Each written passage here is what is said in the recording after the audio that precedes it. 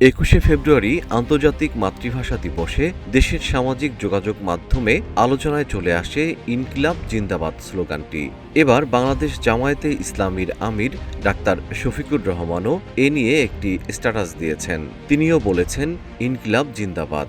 ২২শে ফেব্রুয়ারি ভোর ৬টা নাগাদ নিজের ভেরিফাইড ফেসবুক পেজে ডাক্তার শফিকুর রহমান একটি পোস্ট দেন। সেই পোস্টে তিনি লেখেন, ইনশাআল্লাহ আগামীর বাংলাদেশ ইনসাফের বাংলাদেশ, ইনকিলাব জিন্দাবাদ।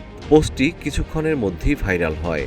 ৪ ঘন্টায় রিয়াকশন পড়েছে ২.25 লাখ, মন্তব্য পড়েছে প্রায় ২৬,০০০-এরও বেশি। পোস্টটি শেয়ার হয়েছে অন্তত ৩.২ হাজার বার। ২১শে ফেব্রুয়ারি বিদ্যুৎ, জ্বালানি ও খনিজ সম্পদ মন্ত্রী ইকবাল হাসান মাহমুদ টুকুর এক বক্তব্যের জেরেই এমন পোস্ট দিয়েছেন জামায়াত আমির।